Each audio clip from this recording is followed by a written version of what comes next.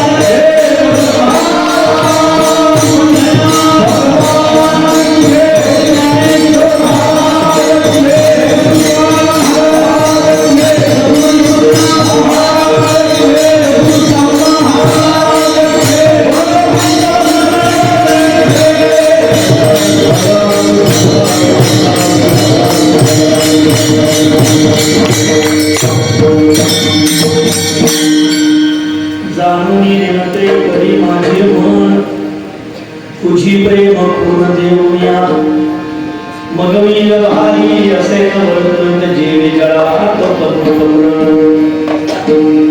यं प्रव्रजन्त ममेत कृत्यं दैवायनो विनभकात राजभाव पुत्रेति तन्मयतया तर्वोक्षिणेनो तं सर्वभूत हृदयं मुनिमानतोऽस्मि यं तप्रवेश मम वाचमिमां प्रसुप्तां सञ्जीवयत्यखिलशक्तिधर स्वधाम्नाम् अन्यौष हस्तचरणा श्रवणत्वगामिन् प्राणो भगवते पुरुषाय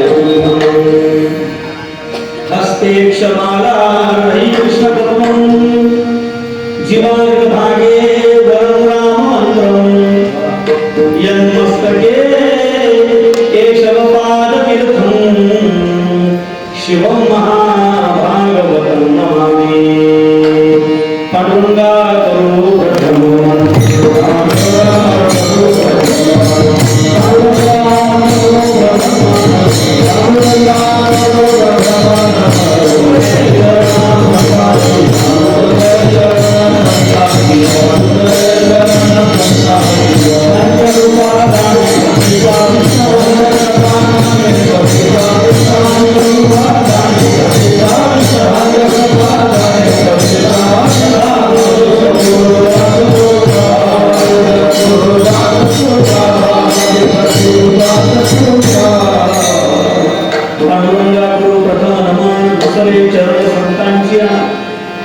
त्यांच्या कृपादाने कथेचा विस्तार बाबाजी सद्गुरु दास ज्ञानदेवं नमस्तुत्यं नामदेवं तथैव च एकनाथं पुनर्नतमा तुकारामं तत्परं जाणूनी विनते करी माझे मन तुझी प्रेम पूर्ण देऊनिया मग मी भारी असे न वर्तत जेवी जळात पद्मपत्र प्रस्तुत कीर्तन रूपी सेविकाचा निवडलेला भंग विश्वसंत महाविष्णू भगवान जगद्गुरु श्री तुकोबाराय महाराजांच्या गाथ्यातला 5 चरणाचा बहुतेकांच्या परिचयाचा महत्वाचा परमात्मिक प्रांतामध्ये यश प्राप्त व्हावं आणि अंतःकरण स्वानंदी व्हावं याकरता हृदयामध्ये आत्मबोध निर्माण व्हावा याकरता कोणत्या बाबी प्रतिबंध निर्माण करू शकतात आणि अशा प्रतिबंधात्मक गोष्टी दूर व्हाव्यात याकरता देवाला या अभंगातून तुकोबाराय प्रार्थना व्यक्त करतात सकाळचे 4 वाजले होते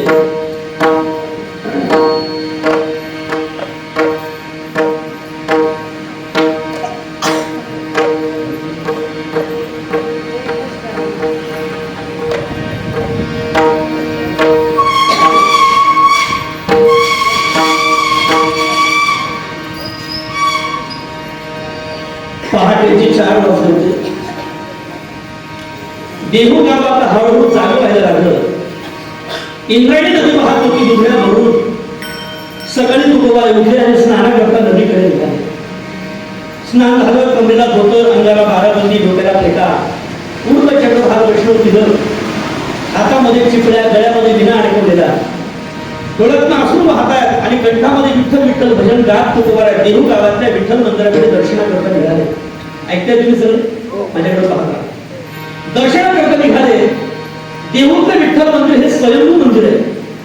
तुकोबारायांचे पूर्वज विश्वंभर बाबा यांच्याकरता पंढरपुराहून भगवान स्वयंभू देहूमध्ये प्रगट झाले होते. मंदिरामध्ये प्रवेश केला. सभा मंडपात मोठा घंटा होता. घंटेचा नाद केला. मन एकाग्र केलं आणि या गाभाऱ्यामध्ये प्रवेश केला. गाभाऱ्यामध्ये प्रवेश केला. तुकोबारा देवाचं दर्शन घेतात. पहिलं लक्ष तुकोबारांचं गेलं देवाच्या मूर्तीच्या मुकुटाकडे आणि मनात असा भाव निर्माण झाला, या मुकुटाची कांती माझ्या अज्ञानरूपी अंधकाराचा नाश करते आहे. दुसरं लक्ष गेलं तुकोबारांचं कस्तुरी मलबटाकडे आणि असा भाव निर्माण झाला, या कस्तुरी मलबटाची शीतलता माझ्या त्रितापांना शांत करते आहे. मकरकुंडल पाहिली, पोटावरचं स्मितहास्य पाहिलं, कंठातला कस्तुरमणी पाहिला, कमरेवरचे हात विजेसारखा कळतणारा पितांबर पाहिला आणि हळूच देवाच्या चरणाकडे लक्ष लागलं. चरणाकडे लक्ष लागलं. अंतःकरण गहिवरून गेलं. अष्टसाक्षी भाव निर्माण झाले. हृदयामध्ये कंपन निर्माण व्हायला लागली. तुकोबारायांचा तो भाव, तो आनंद अश्रूंच्या द्वारा व्यक्त झाला आणि महाराज आपल्या अश्रूंच्या द्वारा देवाच्या पायाचं पद प्रक्षालन करतात. चेहऱ्यावरती विलक्षण आनंद प्रकट झाला आणि त्या आनंदाची प्रभा इतकी तेजस्वी होती की आज प्रत्यक्ष देवालाही तुकोबारायांच्या चेहऱ्याचा आनंद पाहून हेवा वाटला. देव म्हणतात मी आनंद घन आहे, पण जो आनंद तुकोबारांच्या चेहऱ्यावर पाहतोय तो यापेक्षा वेगळा आहे. कारण तुकोबारांचा आनंद हा भक्तीचा होता, प्रेमाचा होता, समर्पणाचा आणि वैयक्तिक आनंद तुकोबारांच्या चेहऱ्यावर झळकत होता. देव म्हटले महाराज फार आनंदी दिसताय, बरोबर ही बोला काही अपेक्षित आहे का? आणि मग तुकोबारा म्हटले देवा काही मला अपेक्षित नाही. माझ्या जीवनामध्ये सतत भजन केल्यामुळे माझ्या आयुष्याच्या अपेक्षा जळून खाक झाल्या, माझ्या वासना झाल्या, माझ्या मनात कामना राहिली नाही. हे प्रभू सर्वत्र मला तुझा अनुभव यायला लागला. हे केशव माझं अंतःकरण आनंद स्वरूप झालाय. आता परमात्म्याच्या शिखरस्थ अवस्थेला मी पोचतोय. बस जन्मजन्मी या स्थितीला प्राप्त व्हावं याकरता भजन करत आलो. भजन सुरू केलं होतं देवा आणि आज ते भजन तुझ्या कृपेनं टिकलं. भजन टिकलं पाहिजे. तुम्ही सर्व असावा. भजन टिकलं आणि भजन टिकल्यामुळे हृदयामध्ये आनंद निर्माण झाला आणि त्या आनंदाची प्रभा आज तुमच्या समोर व्यक्त होते देवा. पण काही अपेक्षा नाही, पण एक मात्र म्हणजे अंतःकरणामध्ये प्रार्थना आहे. काय मला भीती वाटते. म्हणजे काय भीती वाटते? आयुष्यभर ज्या गोष्टी करता मी भजन करत होतो ती परमस्थिती आता थोड्या अंतरावर राहिली, थोड्या अंतरावर. आता काही क्षणातच मी आता तिथपर्यंत पोहोचणार आहे. पण ते देवा अंतर थोडं राहिलंय म्हणून मला भय वाटतं मी खाली पडणार तर नाही. कारण बऱ्याच वेळेला अंतर थोडं राहिलं की माणसं पडतात. बऱ्याच वेळेला माझा अपघात तर होणार नाही ना देवा, याकरता कृपा कर माझ्यावर. जो परमार्थ आतापर्यंत सांभाळून आणला, जो परमार्थ मोठ्या त्यागानं संघर्षातून मोठ्या वैमनस्यातून उभा केला, त्या परमार्थाची अवनती होऊ नये, तो परमार्थ खाली राहू नये, माझ्या परमार्थिक स्थितीचं उत्थान व्हावं देवा माझ्याकरता एक करा. काय अशा काही बाबी आहेत की ज्यामुळे माझ्या परमार्थाचं शरण होऊ शकतं. कोणत्या बाबी? तर तुकोबारांचा आजचा पहिला विचार सांगतात. हे देवा माझी एकच प्रार्थना आहे.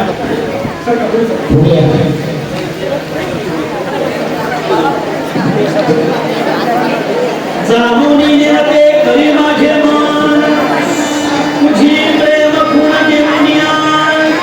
हे देवा मला जाणते करा आणि मग तुला नेनंत करा. ऐका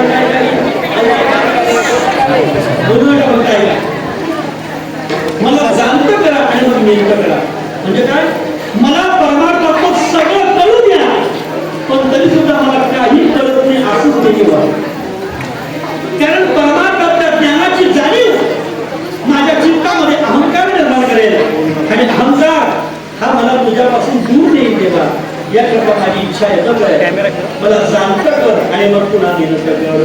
जाणून नेलं ते तरी माझे मन. हे मन कुठे विचित्र आहे. हे परमार्थामध्ये टिकत नाही, एकाग्र राहत नाही. याकरता देवा हे मन कधी कुठे घसरेल सांगता येत नाही. मोठमोठे लोक अंतर थोडं राहिलं आणि मनाने साफ सुटली म्हणून घसरले. मोठमोठ्यांचं उदाहरण आपल्याला देता येईल. हे प्रभू रावण मोठा बलवान होता, होता, गुणवान होता, कलावान होता, मोठा वैभवशाली होता, सगळ्या जगातल्या संपदा त्याच्या चरणी लोटांगून घालत होत्या, लक्ष्मी पाणी भरत होती. ज्ञानाचा विचार केला तर आज वेदाला ज्या चाली लागल्या त्या सगळ्या चाली रावणाने लावलेल्या आहेत. इतका रावण गायनामध्ये परफेक्ट होता. जेव्हा वेद बोलायचा तेव्हा ब्रह्मदेव आपले अक्षर तपासायचे आणि बोलत असायचे. इतका रावण विद्वान होता. पण मनात विकृती आली आणि संपूर्ण आयुष्याचं पतन झालं. अहंकार निर्माण झाला आणि त्या अहंकारामुळे देवा त्याचं पतन झालं. हे प्रभू, माणसाकडे थोडं काही आलं की माणसाला अभिमान होतो. म्हणून मला जाणतेपणा नको देऊ. जाणून नेणते करी माझे मन. आणि हे जेव्हा मला अपेक्षा ऐकत आहे, हे सगळं कधी घडलं माहितीये? तुझी प्रेम खून देवनिया. जेव्हा तुझ्या अंतःकरणामध्ये माझ्या प्रेमाची खून दिसेल, परमार्थाची बरोबर आहे का चूक आहे याच्या खुणा तू दाखव. परमार्थिक साधकाच्या साधनेमध्ये साधनेच्या काही खुणा असतात आणि त्या खुणा देवा तू मला दाखव. त्यापैकी मुख्य गुण प्रेम आहे. सांगेन मी पुढे आपल्याला. आपण सगळे जाणकार श्रोते माझ्या समोर आहात याचं मला भान आहे. हे देवा मला जाणतं कर आणि मग निंत कर. दुसऱ्यापेक्षा परमार्थाच्या साधनेमध्ये क्रियमान असताना हे देवा लोक माझ्याबद्दल काय बोलतात हे मला ऐकूच येऊ देऊ नको. कारण लोक मोठं डेंजर आहे. लोक कधी कधी इतकी स्तुती करतात, अवास्तव स्तुती करतात. त्या अवास्तव स्तुतीमुळे मला विनाकारण अभिमान निर्माण होतो आणि कधी कधी लोक निंदा करतात आणि त्या निंदेमुळे लोकांबद्दल द्वेष आणि मत्सर निर्माण होतो आणि तो मत्सर माझे चित्त मलिन करतो. याकरता निंदा पण नको आणि स्तुती पण नको. पहा तुकोबारांची अपेक्षा कशी आहे. लोक काय बोलतात हे ऐकू येऊ नको. ऐकोनी नायके निंदा स्तुती गाणी जायचा योगीराज. माझी पहिली अपेक्षा आहे मला जाणतं कर आणि मग नियंत्रण कर. दुसऱ्या अपेक्षा तात्या लोक काय बोलतात हे ऐकू येऊ नको. आणि तिसरी अपेक्षा आहे, तिसरा अपेक्षा आहे वेद असं म्हणतो हे सगळं विश्व काल्पनिक आहे. हा सगळा पसारा खोटा आहे. इथं काहीही सत्य नाही. ज्ञानोबारांचं स्वच्छ मत आहे, आपण सध्या जिथे आहोत हे खरं नाही, हे वास्तवात स्वप्नवत आहे. आणि अशा काल्पनिक स्वप्नवत जगामध्ये खोट्या वस्तूला सत्य मानून आपण विनाकारण अहंकाराने फुटतोय. महाराज म्हणताय तर हे जगत खोटच आहे तर मला हे खरं का वाटतं. अशी दृष्टीने माझ्या नेत्रामध्ये की जगाकडे पाहिल्यावर हे सगळं जगत स्वप्नवत आहे असं मला वाटू दे. पाहिलं की न पाहिलं अशा प्रकारची दशा माझी होते. देखो नि न देखे प्रपंच हा दृष्टी स्वप्नेची सृष्टी चैल्या देवी. या तीन गोष्टी माझ्या अपेक्षा देवा. काय का? एक जाणतं कर आणि मग नियंत कर. नाही का? दोन लोक काय बोलतात हे ऐकू येऊ नको. आणि तीन हे सगळं जगत भ्रमरूप आहे असं वाटू दे. जर या सगळ्या इच्छा माझ्या पूर्ण झाल्या ना तर मग माझा व्यवहार असा असेल. कसा? ज्याप्रमाणे कमळाचं पान हे पाण्यामध्ये राहतं पण ते पाण्याशी संग पावत नाही, त्याप्रमाणे मग मी लोकांमध्ये राहीन पण लोकांच्या कोणत्याही मनोवृत्तीचा स्पर्श मला होणार नाही. मग मी व्यवहारी असे न वर्तत जेवी जळा आत पद्मपत्र. देवा हे सगळं तू मला देशील ना? देवर का? देवर देवा दे असं धमकी देतात. जर समजा तू मला हे दिलं नाही ना तर आतापर्यंत तुझ्या करता मी जे जे काही केलं ते सगळं मला शीन होईल. शीन तुका बनायचे झाली वाचून करणे ते शीन वाटत असे. मग मी व्यवहारी असे न वर्तत जेवी जळात पद्मपत्र.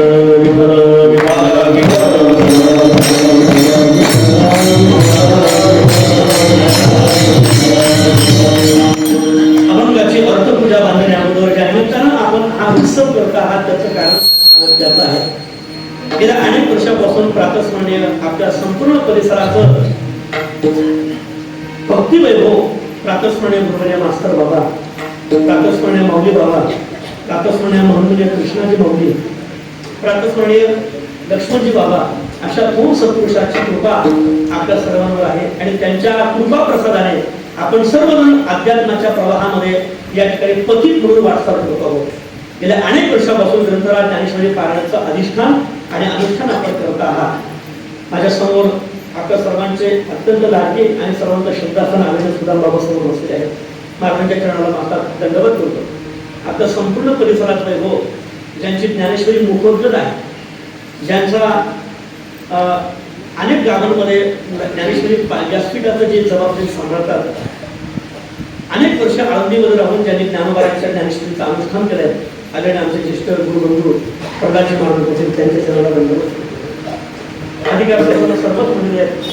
आज भास्कराच्या बंद झालेले आपले शरीर दंडवत आहे, तिच्या माऊली नाना सर्व आता सर्वांचा नामोल्लेख शेवटी मी करणार आहे आणि वातावरण बिघडलंय. त्याकरता आपला वेळ वाया जाऊन याची तंतोतंत काळजी घेणार आहे. आपण सगळेच माझ्यावर कृपा कराल. सर्वजण माझा आवाज सर्वांना येतोय, स्वच्छ येतोय, स्पष्ट येतोय, सर्वांचं कान करून ऐका. जेवढं तुम्ही चांगलं ऐकाल तेवढं मला चांगलं बोलता येईल. माझे गुरुजी म्हणायचे, वक्ता आपल्या विद्वत्तेनं कधी बोलत नाही, वक्ता श्रोत्यांच्या ऐकण्याच्या जिज्ञासू वृत्तीनं बोलत असतो. तुमची ऐकण्याची तीव्रता माझ्या बोलण्याला कारण ठरणार आहे. एक एक शब्द फार जबाबदारीनं, फार जाणीवपूर्वक, फार तोलून मोजून मापून माझ्या मुखातून बाहेर पडणार आहे. तितकाच तो सुद्धा तुम्ही प्रामाणिकपणे ग्रहण कराल याची मला खात्री आहे. कीर्तनामध्ये कसं ऐकलं पाहिजे आणि कसं बोलणं पाहिजे याची काही आचारसंहिता ज्ञानोबा ज्ञानेश्वरीत कथन करतात. कसं ऐकलं पाहिजे? माऊली म्हणतात, कीर्तनात बसलेला श्रोता हा सुज्ञ असला पाहिजे आणि वक्ता शहाणा असला पाहिजे. काय काय काय काय काय श्रोता सुज्ञ असला पाहिजे आणि वक्ता शहाणा, म्हणजे दीड शहाणा शहाणा असला पाहिजे. कसं ऐकलं पाहिजे? माऊली गातात, शरद पौर्णिमा म्हणजे कोजागिरी पौर्णिमा, त्या कोजागिरी पौर्णिमेच्या दिवशी चकोर पक्षाची पिलं, चंद्राची किरणं हळुवारपणे प्राशन करतात ना, त्याप्रमाणे शून्य श्रोत्याने शहाण्या वक्त्याचं ऐकलं पाहिजे.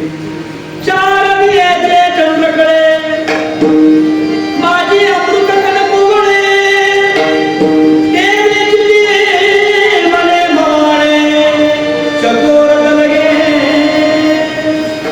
या परी हे श्रोता अनुभवावी हे कथा, बाकी हळुवार पण चिंता होया.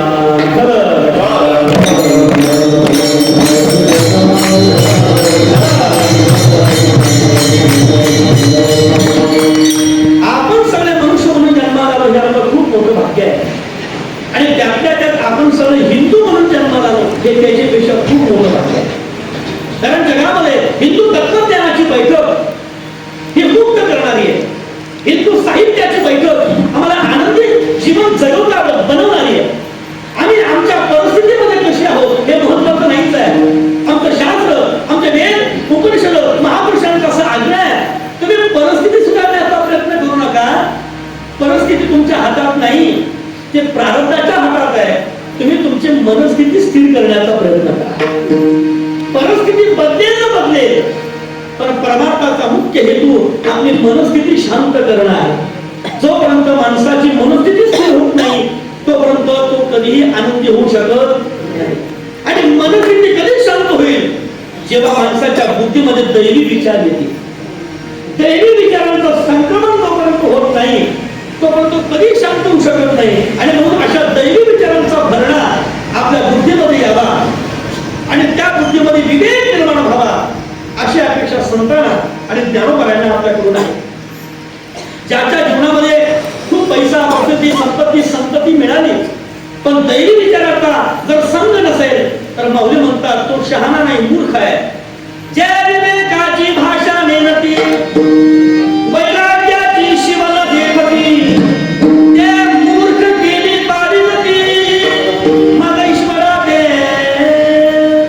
याकरता बुद्धीमध्ये विवेक निर्माण झाला पाहिजे आणि अशा दैवी विचारांचं संक्रमण व्हावं, बीजारोपण व्हावं. याकरता अनेक वर्षापासून आपण सप्ताच्या या पवित्र अनुष्ठानामध्ये आहोत. सप्ताह सामान्य समजू नका. माझे गुरुजी म्हणायचे, गावामध्ये होणारा सप्ताह सामान्य समजू नका. अण्णा, गावामध्ये होणारा सप्ताह तो त्या गावातला कुंभमेळा असतो. नाशिकला कुंभ होतो तर 12 वर्षे पडतो की, पण त्या कुंभपेक्षा हा कुंभ श्रेष्ठ. का सांगू? त्या कुंभामध्ये जर स्नाना करता जाल वरती ते पाण्याचं तीर्थ आहे आणि या कुंभामध्ये ज्ञानाचं तीर्थ आहे. आणि या जगात ज्ञानापेक्षा पवित्र काहीही नाही. नाही ज्ञान रसविषम पवित्रमिह विद्यते, ज्ञानापेक्षा पवित्र काहीही नाही. तो कुंभ दर 12 वर्षांनी भरणार आहे आणि हा कुंभ दर 12 महिन्यांनी भरणार आहे. इतकी सुविधा आमच्या अंतःकरणातली सहिष्णु वृत्ती जिवंत व्हावी, आमचा मनोदय हा प्रभावी आला, आमच्या डोळ्यातला काम झाला, आमच्या मनातला स्वार्थ झाला, अंतरंग ब्रह्मीभूत व्हावं, हृदयामध्ये भावस्पर्श निर्माण व्हावा, अंतःकरण भगवत स्वरूप व्हावं आणि आमच्या जीवनामध्ये चैतन्याची प्रभा हृदयस्थ निर्माण व्हावी. या अनुषंगानं अशा पद्धतीची सोपी साधना वारकरी संतांनी आपल्याला दिली आहे. आपण खूप भाग्यवान आहोत, आपण वारकरी संप्रदायाचे पायी आहोत. जगामध्ये सध्या वारकरी संप्रदायाचं एवढं एकच व्यासपीठ आहे जिथं उभं राहून चांगलं बोलता येतं आणि खाली बसून चांगलं ऐकता येतं.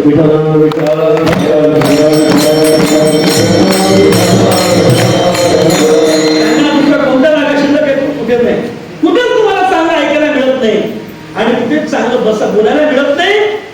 आमच्या अंतःकरणातली वृत्ती ही मोठी विकृत झालेली आहे.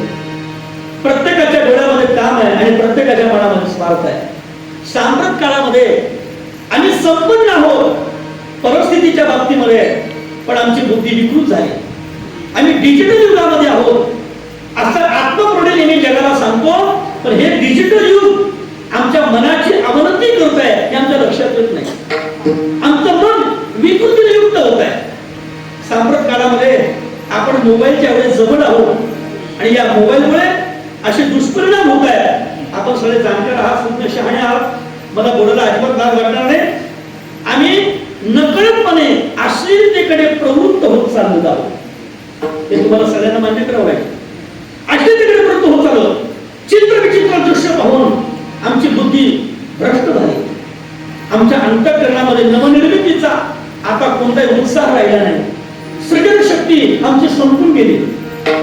आमच्या बुद्धीमध्ये मोठी विकृती निर्माण झाली आणि म्हणून आम्ही ग्रंथ आणि संतांच्या फार नाम निघून चाललो. ज्ञानोबा म्हणतात जोपर्यंत तुमच्या बुद्धीमध्ये दैवी विचारांचा भरणा होत नाही तोपर्यंत तुम्ही शांत होत नाही. आणि अशा दैवी विचारांची भरती आपल्या बुद्धीमध्ये यावी याकरता संतांनी गावागावामध्ये उभा केलेला हा उत्सव आहे. बरोबर, सप्ताचा मांडव हाच खरा मांडव आहे. बाकीचे मांडव आहेत पण तो कधी तांडव कडे चालत नाही. हाच खरा मांडव आहे. हा असा मांडव आहे ना, असा मांडव आहे इथं कौरव आला ना तरी पांडव होईल.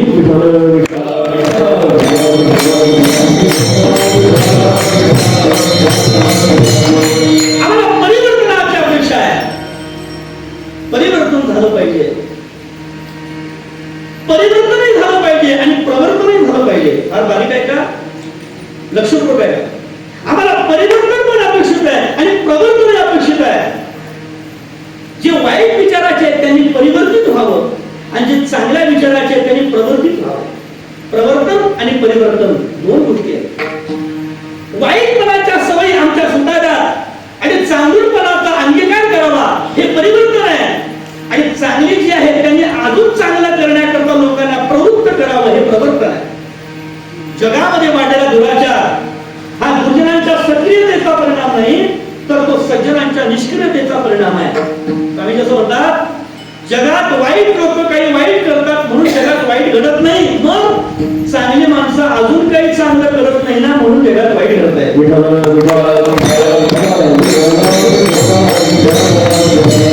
आणि चांगल्या व्यक्तींना आपल्या अंतःकरणातल्या सद्भावना व्यक्त करता याव्यात आणि हे दैवी विचार सर्वांना वाटता यावे याकरता एकमेव जिवंत व्यासपीठ कोणतं असेल तर ते वारकरी संप्रदायाचं व्यासपीठ आहे. या व्यासपीठातून ज्ञानेश्वरीचा अनुष्ठान आहे. अनुष्ठानाला विशेष महत्व आहे. आपला संप्रदाय हा अधिष्ठानयुक्त आहे, अनुष्ठानयुक्त आहे आणि सिद्ध अनुभव देणारा अशा प्रकारची साधना चिंतना करता जो अभंग गायलाय हा तुकोबारांचा अभंग आहे. तुकोबारांचं साहित्य आम्हाला निर्भय करणार आहे. वारकरी संप्रदाय साहित्य आम्हाला आनंद देणार आहे. सनातन संस्कृती तत्वज्ञान मग ते कोणते राज्यात असो हिंदू तत्वज्ञान आम्हाला निर्भय करतं. तुम्हाला मी पटवून देईल, जगात इराण नावाचा देश आहे, सध्या सर्वांना माहिती, महायुद्ध चालू इराण. इराण नावाचा देश आहे. त्या इराण देशामध्ये एकदा काही वर्षांपूर्वी पारशी लोक राहत होती. पारशी तो देश मूळ पारशी लोकांचा आहे.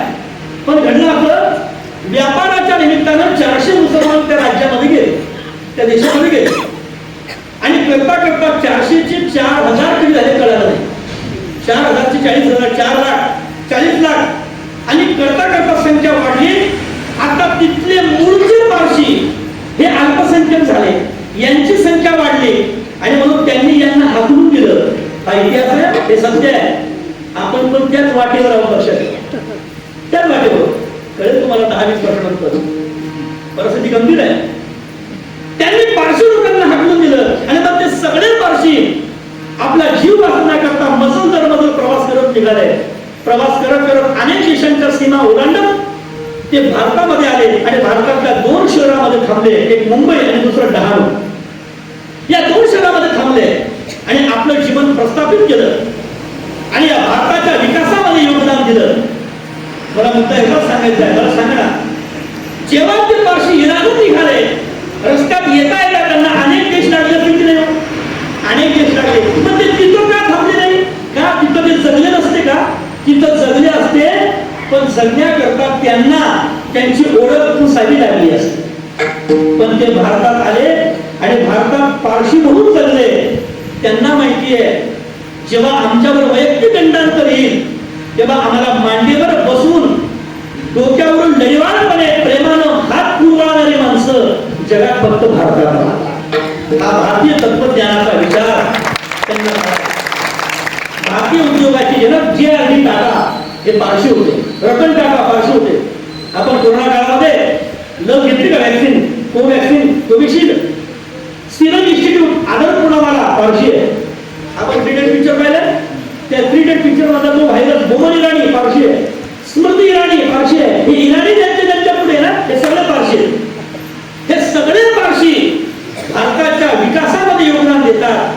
कारण त्यांना माहिती आहे आम्हाला स्वीकारणारी माणसं फक्त जगात भारतात. म्हणून सांगू तुम्हाला, मागे काही दिवसापूर्वी त्या बांगलादेशमध्ये अराजक माजलं. बांगलादेशमध्ये अराजक माजलं आणि पहिल्यांदा असं घडलं की सर्वसामान्य नागरिकांनी राष्ट्रपती भवनावर हल्ला केला आणि मुख्य नागरिक जी देशाची राष्ट्रपती तिला जिने मारण्याकरता सगळे सुटले.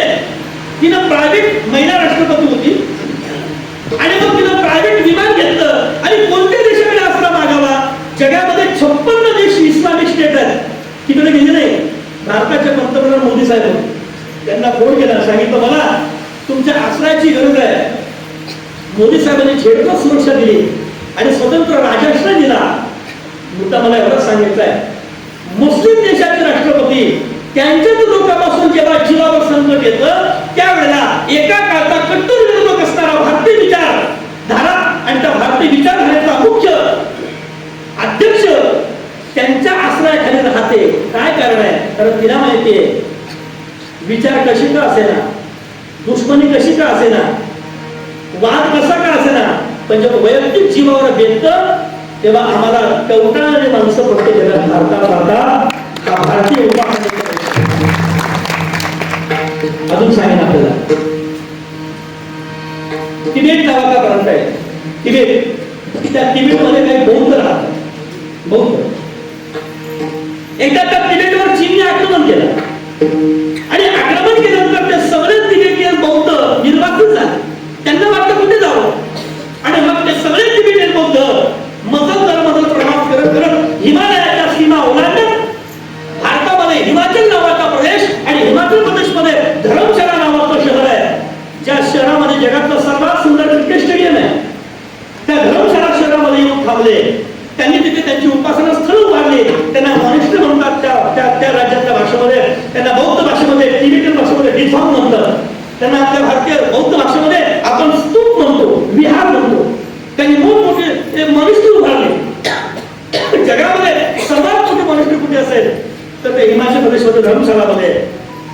मला मुद्द्याला सांगायचं आहे ते सगळे तिबेटियन बौद्ध जेव्हा निर्वासित होऊन पडू लागले तेव्हा त्यांना इतर देशात जाता नसतं. ईस्ट एशिया पूर्ण बुद्धांचा आहे. थायलंड बुद्धांचा आहे, जपान बुद्धांचा आहे, नेपाळ बुद्ध काही वर्षी बुद्धांचा आहे. चीन बुद्धांचा आहे, भूतान बुद्धांचा आहे, ते सगळे तिकडे गेले असले पण तिकडे गेले नाही, भारतात आले. हे भारतीय उपासनेचं वैशिष्ट्य आहे. वसुधैव कुटुंबकम ही भावना भारतीय विचारधाराने आमच्या मनामध्ये कोरलेली आहे. आणि म्हणून सर्वाभूती पाहे एक वासुदेव अशा प्रकारची दृष्टी आपल्या संतांनी विकसित केलेली आहे. जगताना फक्त मरण येत नाही म्हणून जगू नये, तर आपल्या जगताना काही सिद्धांत आपल्या उराशी असले पाहिजे. फक्त मरण येत म्हणून जायचं नाही, जगण्याकरता आपले सिद्धांत असले पाहिजे. जसं जसं माणसाचं वय वाढतं ना तशी तशी माणसाची बुद्धी सुद्धा वाढली पाहिजे.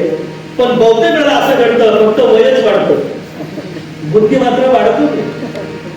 म्हणजे एखाद्याचं वय पण वाढतं आणि बुद्धी पण वाढते. कसं ओळखावं याची काही लक्षण आहे. शहाण्या माणसाला तीन गोष्टी कधी विसरू नये. या तीन गोष्टी तुम्हाला कळायला पाहिजे. या तीन गोष्टी तुम्हाला कळत नसेल तर तुम्ही मनुष्यच नाही, ज्ञानेन हिरण्य पशुभित समान आहात, तुम्ही पशु आहात. तीन गोष्टी कळायला पाहिजे. एक, हु आय एम, कोहम, मी कोण आहे याची माणसाला कळायला पाहिजे. मी कोण आहे, शरीर एक आत्मा आहे. नंबर दोन, मी ज्या जगात राहतो हे जग खरं का खोटं हे कळायला पाहिजे. आणि तीन, या जगाचा जगन्नाथ कळायला पाहिजे, या जगाचा मालक कोण हे कळायला पाहिजे. पण कळत नाही. संसाराचं वजन वाहता वाहता कधी आयुष्य संपलं कळालंच नाही. जीवनाची घडी बसवता बसवता, कुटुंबाचं पोषण करता करता, समाजाची मन राखता राखता कधी जीवन संपलं आणि कधी आम्ही शेवटच्या टोकापर्यंत आलो कळालंच नाही.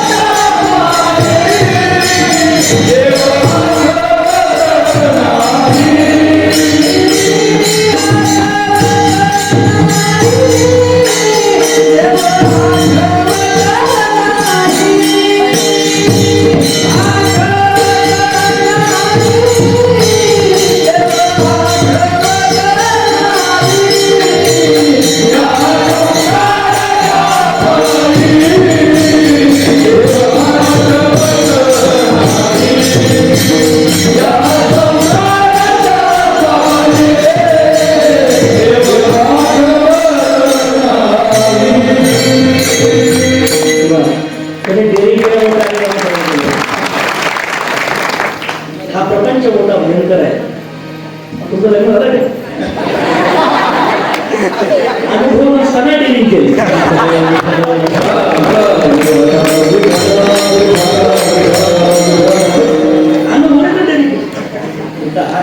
हा मोठा भयंकर आहे. या सगळ्या प्रपंचाची सेवा करता करता तुकोबारायांचीच भाषा आहे. महाराज म्हणतात संसाराच्या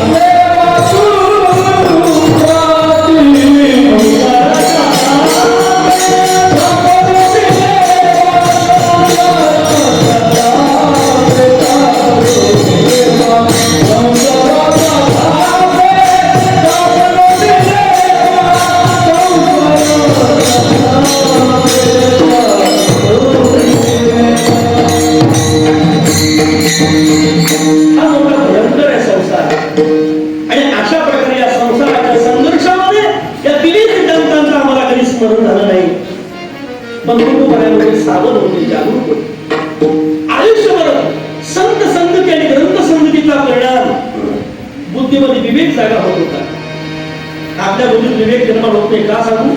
ऐका ना, का विवेक होत नाही? कारण सतत दुसऱ्याच्या घरचा अन्न खाऊन आणि सतत विनाकारण दुसऱ्याची निंदा करून आमच्या बुद्धीतली धारणा शक्ती भ्रष्ट झालेली आहे.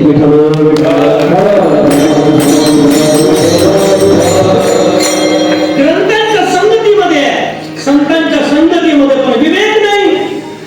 नापास परमार्थाच्या प्रांतामध्ये आमची संगती, आमच्या जीवनाची बैठक, आमची वैचारिक धारा, विचार प्रवाह कसा आहे त्यावरून आमच्या बुद्धीमध्ये विवेक निर्माण होत असतो. तुकोबाराय मोठे सावध होते आणि प्रापंचिक संघर्ष करता करता अंतःकरणामध्ये आत्मसुखाच्या प्राप्तीची तळमळ त्यामध्ये होती. त्याकरता प्राण जाईपर्यंत तुकोबारांचं भजन कधी सुटलं नाही. अखंड भजन आणि त्या भजनाचा परिणाम आहे हृदय स्वानंदी झालं, अंतःकरण गदगदित झालं. तासन तास दिवसेंदिवस भंडारा डोंगरावर एकांतात पडून असायचे. कधी कधी विठ्ठलाच्या मंदिरात बसून राहिले की एकांतात फक्त अश्रू बाहेर पडायचे. तुकोबाराय बोलत नसायचे आणि बोलायचे तर तात्विक दुसऱ्याच्या चित्ताला एक विलक्षण कठोर उपदेशाचे शब्द लागायचे आणि अशा प्रकारची कठोर वचन तुकोबारांच्या मुखातून आपोआप प्रसवायची. महाराज म्हणतात हे सगळं माझं आपोआप घडतं, त्याला कारण केवळ देवाचं भजन आहे आणि या भजनामुळे माझं चित्त स्वानंदी झालं. परमार्थाच्या संघर्षामध्ये तुकोबारांचा प्रभाव बराच पुढे गेला. अनेक दिवशी तुकोबारा देवाच्या समोर मनोगत व्यक्त करतात, देवा माझा प्रवास पुढे आलाय, पण आता मात्र भय वाटतं. का भय वाटतं?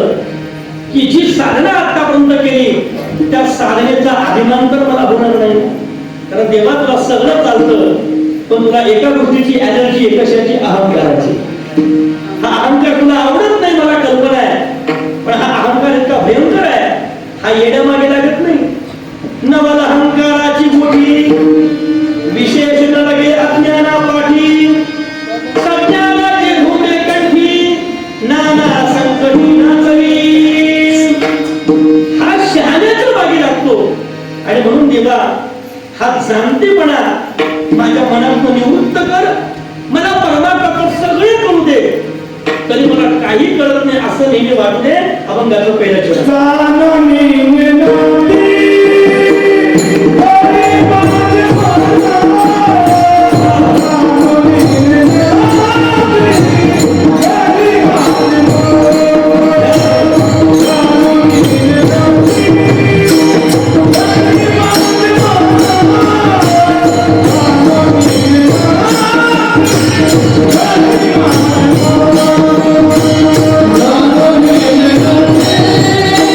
Yeah.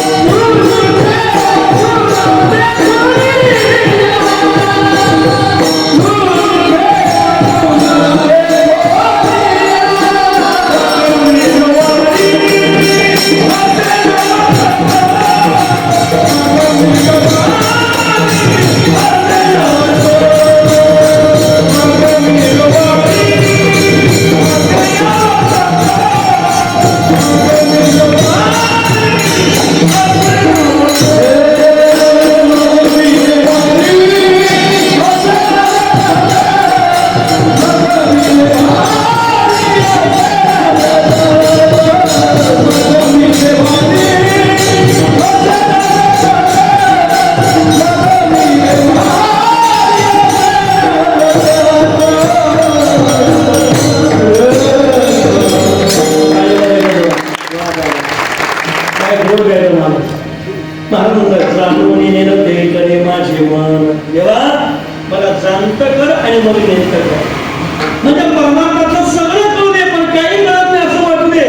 ज्याला कळतं असं वाटतं ना त्याला काहीच कळत नाही. आणि मला काहीच कळत नाही असं जे म्हणतात ना त्यांना खरं कळालेलं असतं.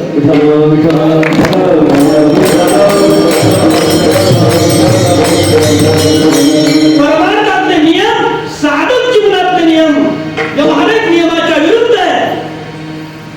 व्यवहारामध्ये मनुष्य मी उठून दिसावा याकरता प्रयत्न करतो पण साधक मात्र समाजापासून मी लपावं याकरता प्रयत्न करतो. जगाच्या समोर व्यक्त होणं हा प्रपंचाचा आणि व्यवहाराचा स्वभाव आहे. आणि जगापासून अव्यक्त होऊन एकांतात स्थिर राहणं आणि हृदयात आनंद भोगणं ही साधकाची दशा आहे. कसं जगतात ते ज्ञानोबाने करतात. मार्गाधारे वर्तावे विश्व हे मोहरे लाभावे अलौकिक मोहावे लोकापती. मी अलौकिक आहे असं जगाच्या समोर कधी व्यक्त करत नाही. आपली साधना आपलं ज्ञान आपला अधिकार जे लपवून ठेवतात आणि एकांतात हृदयामध्ये स्वानंद उपभोगतात असे सत्पुरुष जगामध्ये मोठी निवड आहे. अशा सत्पुरुषांचं दर्शन होणं आपलं भाग्य आहे. नाही तसं नाही ते आजवे आहे परंतु त्यांना भेटीची आपली क्वालिटी आता अलीकडे राहिली नाही. ज्यांचे आहे त्यांना ते भेटतातच. संत भेटणं मोठं कठीण आहे. खरं सांगू सध्याच्या काळात मोठा असं कठीण आहे बाबा. संत म्हणावं कोणाला हा मोठा प्रश्न. प्रत्येकाला वाटतं मी संतच आहे. प्रत्येकाला वाटतं. ज्याचा भेटा चांगलाय त्याला संत म्हणावं का ज्याचा काष्टा चांगलाय त्याला संत म्हणावं. ज्याच्या गळ्यामध्ये भरपूर माळा आहे त्याला संत म्हणावं का ज्याचा मोठा टिळा आहे त्याला संत म्हणावं.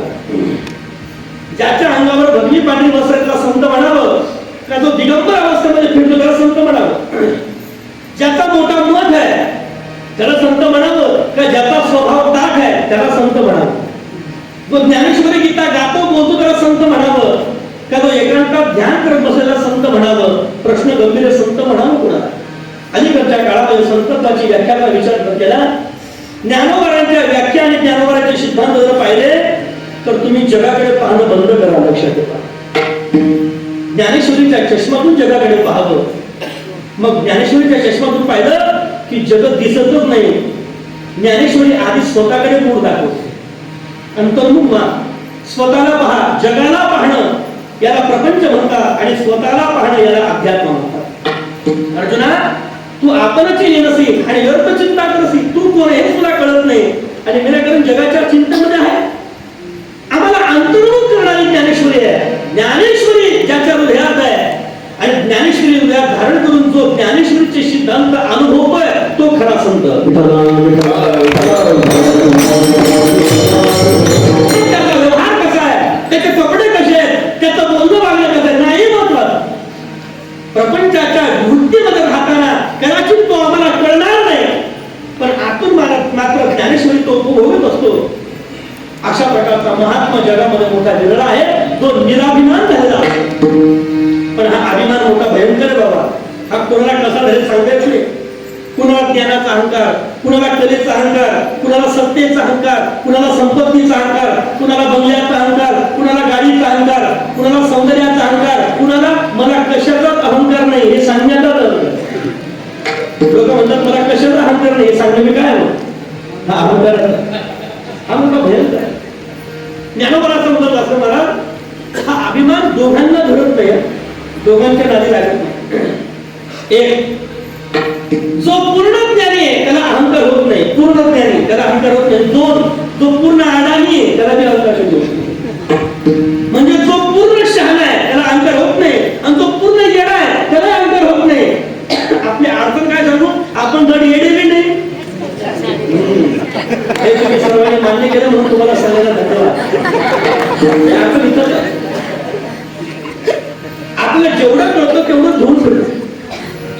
म्हणून ज्ञानोबारांच्या मांडीवर बसून ज्ञानेश्वरीचं अमृतपान करावं आणि ते सिद्धांत अनुभवावे. ही किती मोठी संधी आपल्याला संतांनी उपलब्ध करून दिली आहे. कोणत्या प्रकारचे श्रम न करता.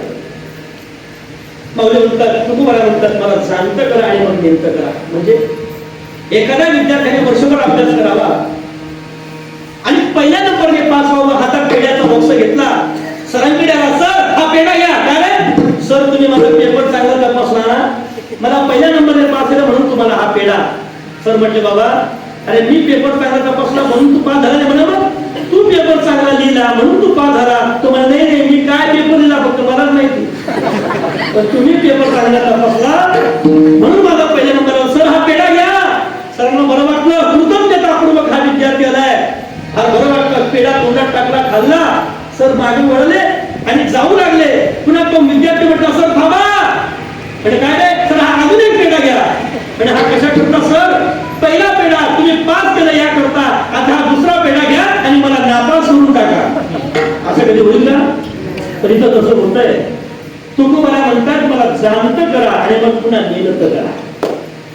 परमार्थामध्ये जाणतेपणा येणं मोठं कठीण आहे. ऐका ना, वय लागलं तुम्ही प्रौढ होता, हा व्यवहाराचा नियम आहे. व्यवहारातलं प्रौढत्व हे वयाच्या वृत्तीनं होतं, पण परमार्थातलं प्रौढत्व हे कृपेनं होत असतं. लक्षात घ्या, परमार्थामध्ये वयाचं काही महत्व नाही महाराज. म्हणून 1400 वर्ष जगणारे चांदेव होते आणि 8 वर्षाच्या मुक्ताबाईच्या चरणी लोटांगण घालतात. काय करणार, इथं वयाच्या प्रभुत्वाला महत्व नाही, इथं कृपेचं विशेष महात्म्य आहे. पूर्ण कृपा ज्ञानवारांची, पूर्ण कृपा निवृत्तीनाथांची, पूर्ण कृपा मुक्तांची होती. आणि म्हणून 1400 वर्षाच्या चांगल्या देवाला उपदेश करण्याचा अधिकार मिळाला. इथं वयाचं काही महात्म्य नाही. माणसं बुद्धीनं प्रौढ झाले पाहिजे, परमार्थातलं प्रौढत्व आलं पाहिजे. आणि हा प्रौढत्व कधी येतं माहितीये, जेव्हा परमार्थामध्ये आपलं मन आपलं सहकार्य करत तेव्हा. मनाची दशा, मनाची गती फार महत्वाची आहे. ऐका ना, परमार्थाचा मुख्य हेतूच हा आहे, आपलं मन शांत होणं, मन स्थिर होणं, मनाचं मनपण नष्ट होणं. जे मनाचे मनपण आहे, मन आहे म्हणून सुख आहे आणि मन आहे म्हणून दुःख आहे. पहा बारीक आहे का, अध्यात्म सोपं आहे.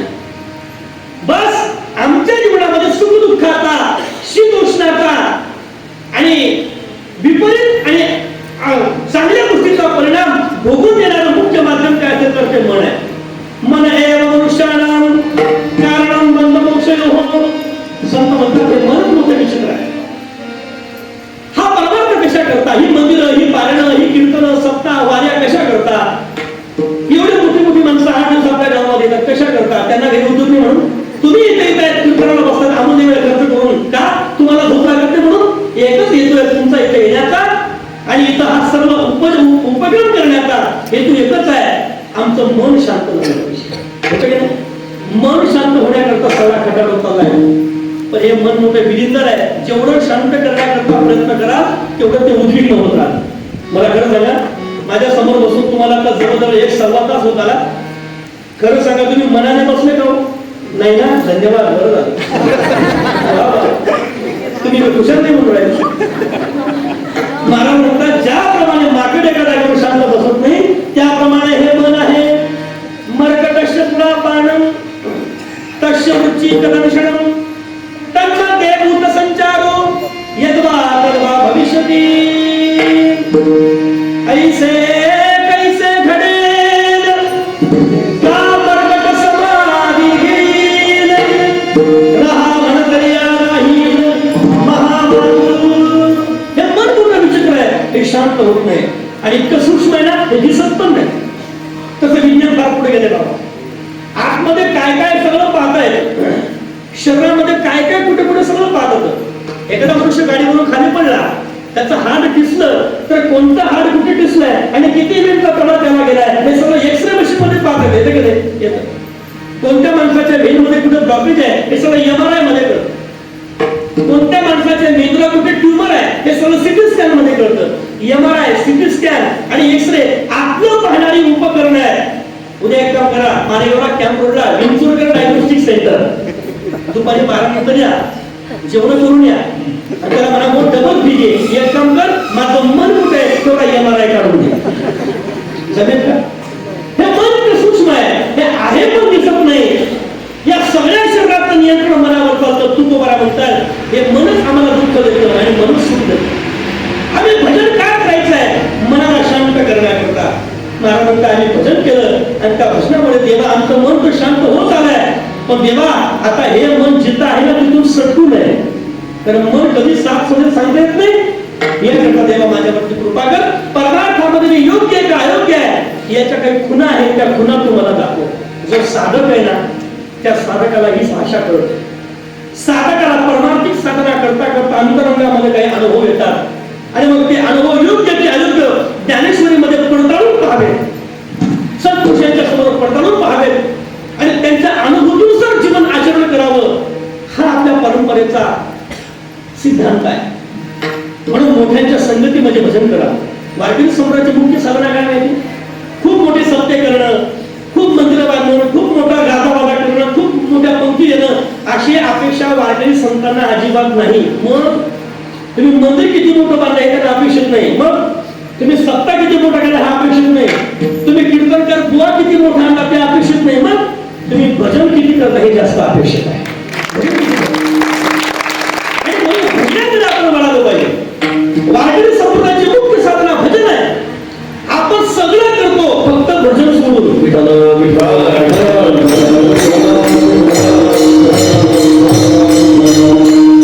म्हणजे चाली म्हणणं नाही म्हणतात. त्या नगर जिल्ह्यात चिचवंडी पाटील नावाचं गाव आहे. माझं कीर्तन होतं तिकडे. कीर्तन झालं की रात्री जागर करतात तिथले भजनी एकत्र येऊन. कीर्तन झालं, एका घरात झोपण्याकरता गेलो, मस्त जागर सुरू झाला. रामकृष्णाने फार गोड स्वरात गायलं, रागात गायलं. रामकृष्णाने झालं, रूप पाहता झालं, पंचमली झाली आणि त्या भजनाच्या भानगडी म्हणजे अशा भानगडी तर ते दोन्ही आवडायला ना दोन्ही. एक टाळ घेऊन गेला, एक गट्टी घेऊन गेला, एक विना घेऊन गेला, सगळं भजन पूर्ण म्हटलं. का काय झालं? तुम्ही लोक काय नाही भांडण कशावरून म्हणजे माझी चाल तू का म्हटलं याच्यावरून भांडण झालं. असं भजन झालं तर आपल्याला गती मिळेल का? वारकरी संतांना चाली म्हणणं, राग रागिनी म्हणणं या अपेक्षित गोष्टी नाही. मग नामनुसी यावतम शक्ती पापनेर हरणे हरे न तावत करून शक्नोती पातकम पातिकी जनहा. आपण मोठे धार्मिक होतो, आपण भाग्य, आपण फक्त मी खूप परमार्थी असं लोकांना दाखवतो, पण मुख्य साधनेमध्ये आपण कधीच येत नाही. आपल्या धर्मग्रंथांची सिद्धांत काय? आपले धर्मग्रंथ म्हणतात तुम्ही गाजावाजा न करता डेकोरेशन करू नका, तुम्ही एकांतात बसून रामकृष्णाचं भजन करा. या भजनाचा स्वानंद तुम्हाला आनंद देणार आहे. तुम्ही खूप सुखी होण्याकरता खूप मेहनत कष्ट करता. कष्ट करणं हा व्यवहार आहे, पण त्या कष्टाचा परिणाम अनुभवणं ही मात्र स्वतःची साधना आहे.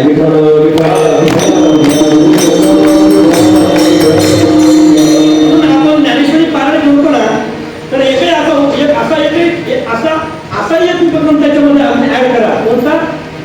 की सामुदायिक रामकृष्णरीचं भजन 3 दिवसाचं अनुष्ठान करायचं. दुपारच्या वेळेला एक दिवस करून आणि 3 दिवस रामकृष्णरीचं अखंड चिंतन करायचं. त्या खानदेशमध्ये दगाबापू संत होऊन गेले. हरे राम राम राम हरे हरे, हरे कृष्ण कृष्ण कृष्ण हरे हरे. मागे युक्रेन आणि रशियाचं युद्ध झालं आहे की नाही? त्या युक्रेन छोटासा देश आहे. किती छोटा? अगदी आपला उत्तर महाराष्ट्र एवढा तेवढा तो छोटा देश आहे, 4 जिल्हे मिळून. आणि एवढ्या छोट्या देशाला एवढ्या मोठ्या देशाशी युद्ध केलं. शस्त्रसाठा नाही, कोणत्या प्रकारची हत्यार नाही, कोणत्या प्रकारचं मनुष्यबळ नाही. मग हे युद्ध झालं कसं? लक्षात ठेवा, युद्धामध्ये शस्त्रापेक्षा मनोबल खूप महत्वाचं असतं. जोपर्यंत मनोबल तुमचं दृढ होत नाही युद्ध होऊ शकत नाही. डेअरिंग आली कुठून? एका पत्रकाराने इंटरनॅशनल मीडियाने त्या एका सैनिकाची मुलाखत घेतली. ती इंटरव्ह्यू पाहिला. त्या मुलाखतीमध्ये त्या सैनिकाला प्रश्न विचारला मीडियावाल्याने, म्हणजे छोटासा तुमचा देश आहे आणि तुमच्या लोकांकडे एवढं मनोबल आलं कुठून? तुम्हाला ऐकून आश्चर्य होईल, त्या युक्रेन देशातले 60% लोक इस्कॉनचे अनुयायी आहेत. कोणते? तुम्हाला इस्कॉन माहिती आहे? पंढरपूरला कधी गेला तर घाटाच्या त्यामध्ये त्यांचं ते मंदिर आहे. आत्ताचा संप्रदाय 150 श्रील प्रभुपाद भक्ती वेदांत एसी श्रील प्रभुपाद यांनी तो संप्रदाय स्थापन केलेला आहे. 60% लोक इस्कॉनचे अनुयायी आहेत आणि हरे कृष्ण कृष्ण कृष्ण हरे हरे, हरे राम राम राम हरे हरे. त्या इस्कॉनच्या सगळ्या मुख्य शाखा युक्रेन मध्ये. एवढा छोटा देश नामचिंतनाच्या द्वारा मनोबल निर्माण करतो आणि एवढ्या मोठ्या देशासोबत युद्ध करतो. ही क्रांती त्या देशानं केली. तत्वज्ञान आमचं, सिद्धांत आमचे, परंपरा आमची, साधना आमची फायदा ते घेत आहेत आणि आम्ही इथे तसेच उपाशी मरतोय. याकरता आमच्या संतांनी कर्मकांडाचा विचार सांगितला नाही, तुम्ही भजन करा. म्हणून परमार्थामध्ये मुख्य प्रवाह फक्त रामकृष्णांचं भजन आहे. तुकोबारा म्हणता हे भजन मी केलं आणि त्या भजनाने देवाशी कृपा कर, आता माझं मन शांत होईल. आणि आता त्या मनाच्या शांतीचं लक्षण महाराज सांगतायत, माझ्या हृदयामध्ये प्रेम निर्माण होते. प्रेम तुझी प्रेम पूर्ण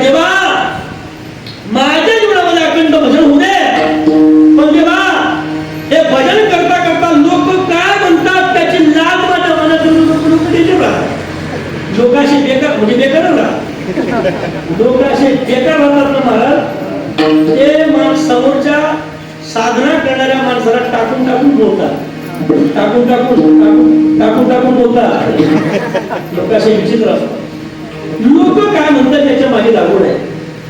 महाराज म्हणतात लोक बोलत राहतात, लोकांचा बोलणं ही प्रकृती आहे, पण आपण मात्र अंतर्मुख होऊन हृदयामध्ये स्वानंदी राहावं. आपलं भजन लोकांना करूच. आज सकाळी लोक पाहत असतात टीव्हीवरती राजेंद्र महाराजांचं प्रवचन सुरू होतं, राजेंद्रनाथ महाराज, आणि सर बसतो 2 मिनिटं टीव्ही समोर आस्था चॅनलवर, आणि सर ते वाक्य बोलून खूप छान मला भावलं. इतकं उद्या आम्ही लिहून ठेवलं ते वाक्य, जीवन में अगर शांत होना हो तो भजन करना जरूरी है, और भजन करने के लिए भजन छुपकर करना जरूरी है. ज्यांना करा त्यांना धन्यवाद आहे. भजन नेहमी लपून करायचं असतं, काही लोकांना करून माळा काढतात, लोकांच्या समोर चालतात, तसं नाही. भजन नेहमी झाकून करायचं असतं, एकांतात भजन करायचं असतं, आणि अशा प्रकारची ही साधना उद्याला पुष्ट करत असते. महाराज म्हणतात देवा लोक काय म्हणतात हा विचार माझ्या मनात लोक बोलत राहतात. एक वाक्य मनात करून ठेवा. त्या आपल्या तालुक्यामध्ये निंबाईती नावाचं गाव आहे. निमगाव निंबाईतीला जुने कीर्तनकार होऊन गेले, त्यांचं निर्माण झालं शिवाय, त्यांचा बराच शिष्य परिवार आपला मालेगावमध्ये, आणि ते नेहमी वाक्य बोलायचे. ते असं म्हणायचे, लोक मला मानतात हा भ्रम डोक्यातल्या डायरेक्ट काढून टाका. लोक कोणालाच मानत नाही. बस लोकांना काय घ्यायचं, तुम्ही असाल तुम्हाला लोकांना काय, लोक मला मानतात हा भ्रम काढून टाका. लोक बोलत राहतात, लोक तुम्हाला मानत नाही, लोक तुमच्या परिस्थितीला मानतात. लक्षात, तुमची परिस्थिती कशी आहे, परिस्थिती बदलली की लोक बदलतात. महाराज ना ज्या ज्ञानोपरायांना आळंदीमध्ये नीट भिक्षा मिळत नव्हती, ज्या पैठणमध्ये ज्ञानोबाऱ्यांचा मोठा उपहार झाला, पण त्याच पैठणच्या धर्मसभेमध्ये जेव्हा ज्ञानोबाऱ्यांनी रेडा बोलवला, तेव्हा जे मोठमोठ्या पगड्या असणारी सगळं ब्रह्मवृंद ज्ञानोबाऱ्यांची निंदा करत होते, चमत्कार पाहिला. आता तेच लोक ज्ञानोबाऱ्यांना खांद्यावर मिरवणूक काढत आहेत. परिस्थिती बदलली की लोक बोलतात. ज्या लोकांनी गाथा बुडवला होता ना, 13 दिवसाच्या अनुष्ठानाने गाथा वरती आला दगडासहित, हे बुडवणाऱ्याने पाहिलं आणि त्यांना कळालं आला गाथा बुडला तर वरती आला. मग आता तेच बुडवणारे गाथा डोक्यावर घेऊन 1 नंबरला डीजे पुढे नाचत होते. परिस्थिती बदलली की लोक बदलतात. महाराज लोक तुम्हाला मानत नाही, लोक तुमच्या परिस्थितीला मानतात. याकरता आपण जगात सत्य पाहत राहावं. लोकांची आवड असतात, आयुष्याच्या वेगवेगळ्या टप्प्यामध्ये वेगवेगळे प्रश्न विचारतात. 1 ते 10 मध्ये विचारतात वय किती, 10 ते 20 मध्ये विचारतात शिक्षण किती, 20 ते 30 मध्ये विचारतात लग्न कधी, 30 ते 40 मध्ये विचारतात मुलं किती, 40 ते 50 मध्ये विचारतात पैसा बँक बॅलन्स किती, 50 ते 60 मध्ये विचारतात शुगर किती. हेच विचारतात शुगर किती. 60 ते 70 मध्ये विचारतात पेन्शन किती, आणि 70 ते 80 मध्ये विचारतात अजून किती. लोकांच्या मागे लागूच. म्हणून जगापेक्षा वेगळं व्हावं ही कला तुम्हाला आम्हाला शिकवतात. महाराज म्हणतात या सगळ्या कलेतून देवा मी अशा वृत्तीवर स्थिर झालोय, मी लोकांमध्ये आहे पण लोकांमध्ये नाही. कसा मला व्यवहार आहे.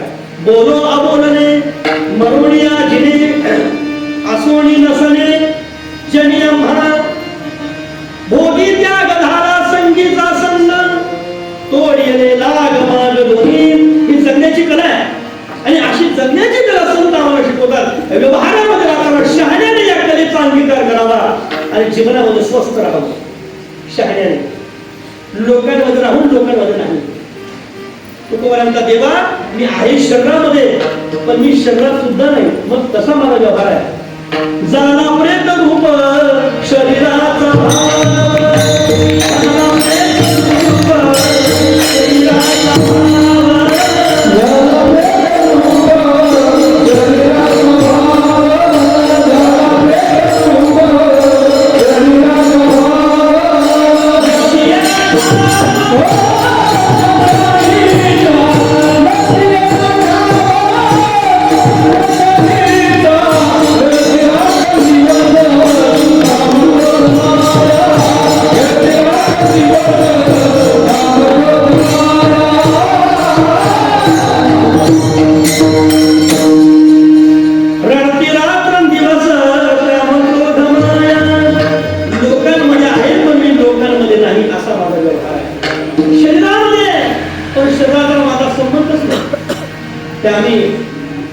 परभणी जिल्ह्यातल्या फळा संस्थानला गेलो. मोतीराम बाबा फळेकर आपल्याला माहिती आहे. बाबांचं चरित्र ऐका कसे संत होते. संत कसे असं फक्त ऐकून ठेवा. मोतीराम बाबांचं चरित्र असं बाबा त्यांना कमरेपासून खाली पायाला जखमा झाल्या. त्या जखमेमध्ये पू होता बाबा आणि त्या जखमेवर आळ्या पडल्या होत्या. आळ्या म्हणजे 2-4 नाही, त्या आळ्यांच्या पुंजकेच्या पुंजके होते. पुंजके माहिती तुम्हाला पुंजके होते. पण बाबा त्या आळ्यांना फार जीव लावायचे. जखमेवरच्या आळ्यांना कीर्तनामध्ये बसले की कीर्तनकाराचा गुण उचलायचे आणि आळ्यांना खाण्याकरता त्या जखमेवर चुरायचे.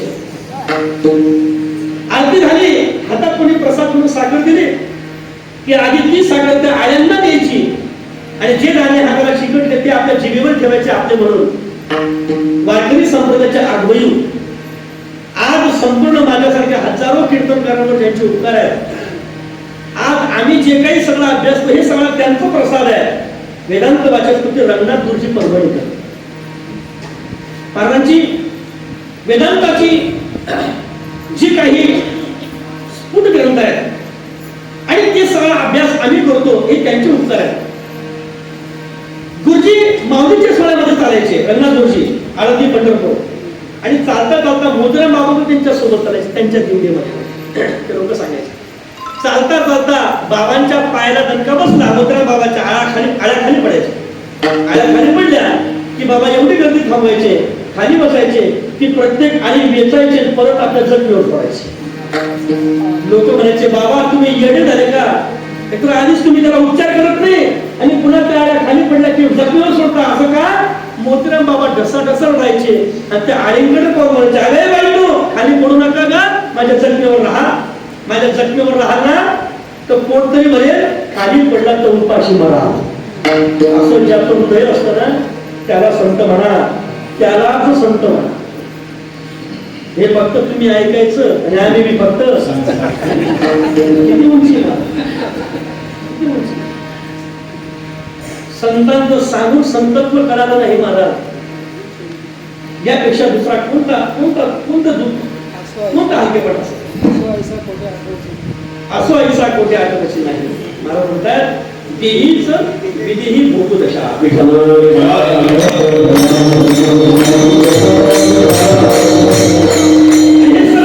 म्हणजे हे सगळं अखंड रामकृष्ण रीत्या चिंतन आहे. म्हणून यामध्ये फक्त भजन प्रमाण